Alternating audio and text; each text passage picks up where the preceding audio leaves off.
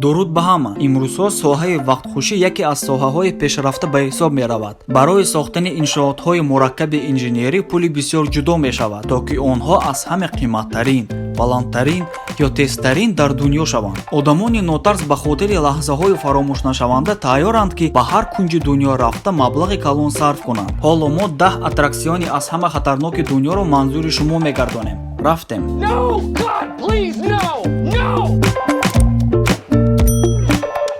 Insanity номи ин аттраксион бо забони тоҷикӣ чун девонагӣ тарҷума мешавад. Insanity чархуфалаки баландтарини дунё ба ҳисоб меравад. суръати даврзании он 60 км дар як соат мебошад. аҷибаш он аст ки чархуфалак дар баландии 300 метр ҷойгир шуда 20 метр дур аз канори боми иморат давр мезанад. мавриди қайд аст ки одамон на дар кабинкаҳои маҳкамшаванда, балки дар курсиҳои кушод ба поён нигоҳ карда мешинанд. боварӣ дорем ки дар чунин баландӣ бо суръати тез давр задан эҳсосоти нотакрор мебахшад.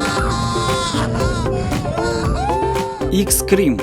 ҳамаи мо медонем ки Лас-Вегас шаҳри қиморбозон аст, аммо он ҷо на танҳо қиморхонаҳо мавҷуд ҳастанд. масалан, аттраксиони X-Cream яке аз аттраксионҳои ғайриоддии олам ба шумор меравад. ин чархуфалак дар боми иморати баландошёнаи стратосфера ҷойгир аст. дар назари аввал он қатораи оддӣ кӯдакона менамояд, аммо тасаввур кунед ки қатора аз баландии 330 метр ба поён ҳаракат мекунад. аз он ҷо манзараҳои зебои Лас-Вегас кушода мешаванд, лекин фикр мекунем ки аз тарс дар назари шумо ягон чӣ наметобад. вақте одамон ҷойҳои худро мегиранд, қатора якбора ба поён ҳаракат мекунад. ғам нахӯред, он дар вақташ меистад, то ки боло рафта боз ин ҳилаашро такрор кунад. хеле аҷоиб аст, дуруст? мехоҳед бо марг бозӣ кунед? No! пас марҳамат ба X-Cream. King Dakar. баландии ин аттраксион 139 метр буда, он дар муддати 3 сония то 205 км дар соат суръат мегирад.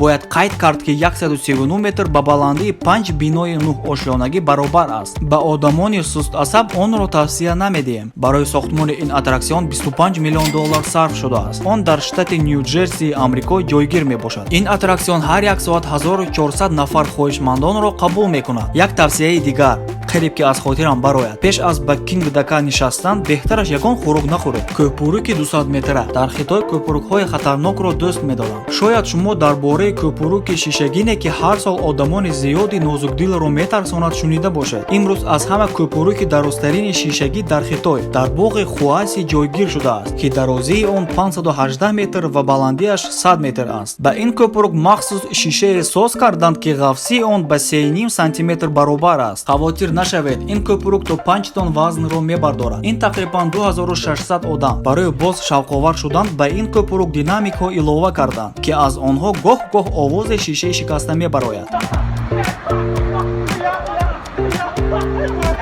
ана дар ин ҳолат вақти ханда не, инаш ҳам ҳечи, мо рақиби онро ёфтем. не ин кӯпурук ҳелаи шикаста шуданро надорад ва он шишагин ҳам нест. одамеро ки ба гузаштани ин кӯпурук ҷуръат мекунад, арғамчин ҳимоя мекунад, зеро баландиаш 200 метр мебошад. масофаи байни тахтаҳо бошад аз 50 то 120 сантиметр. дар ин ҳолат хоҳӣ нахоҳӣ маҷбур ҳастӣ ки ба поён нигоҳ кунӣ. танҳо як ҳаракати нодуруст ва ту аллакай ба ҷарӣ афтида меравӣ. хушбахтона арғамчин туро медорад. баъзе нафарон чунон метарсанд ки дукаса мегузаранд. шумо дар он ҷо бошед ҷуръат мекардед?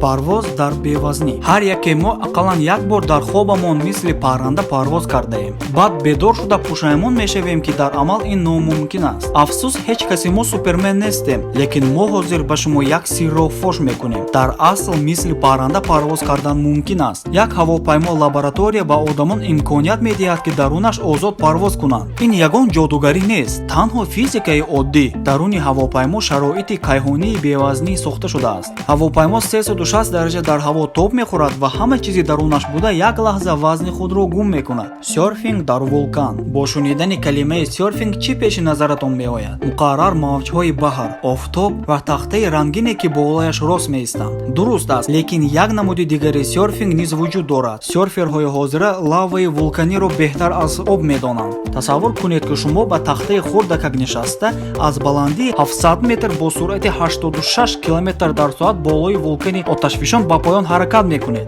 Не, ин шӯхӣ нест, ин варзиши ҳақиқӣ аст. Вулканобординг ном дорад. Агар ин варзишро санҷидан хоҳед, пас ба Никарагуа биёед. Он ҷо вулкани 150 сола ҳаст, ки номаш Серро Негро мебошад. Аҷиб он аст, ки ин вулкан аллакай 23 бор оташфишондааст. Охирон маротиба соли 1999 дафъаи навбатии фаввора заданаш маълум нест. Zip World Velocity. На ҳама тайёранд, ки бо дасту пои баста худро ба ҷарӣ партоянд. ҳатто бо арғамчин ҳимоя шуда бошанд ҳам. Лекин агар ба аттраксиони навбатӣ, ки дар вилояти Уэлси, Британия мавҷуд аст, биёед, маҷбур мешавед, ки ин корро кунед. Инструкторҳои ғамхор шуморо бо арғамчин мебанданд ва шумо бо суръати 160 км/соат ба поён равон мешавед. Бовар кунед, ин таҷрибаи фаромӯшнашаванда аст. Худро ба ҷарӣ партофтан худ хатарнок аст. Акнун тасаввур кунед, ки шуморо сарнокӣ сар медиҳанд.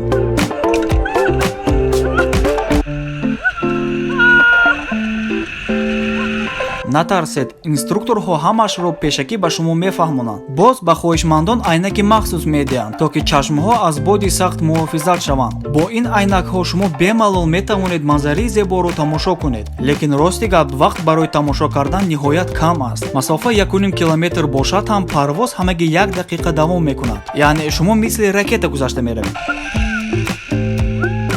Roller Coaster Zipline. Аттраксиони навбатӣ дар ҷангал ҷойгир шудааст. Номаш бошад Roller Coaster Zipline. Дарозии он 600 метр буда, баландиаш 15 метр аст. Он қадар баланд набошад ҳам, якумаш ин ки шумо бо суръати тез ҳаракат мекунед. Дуюмаш аз байни дарахтҳо мегузаред. Албатта шлем саратонро муҳофизат мекунад, аммо он шуморо аз тарси ба ягон дарахт рафта задан халос карда наметавонад. Фаромӯш накунед, ки баландиву пастиҳои арғамчин шуморо чунон болову поён ҳавола мекунад, ки гӯё ана ҳозир меафтед, лекин ҳеҷ кас афтидан намехоҳад. Рост?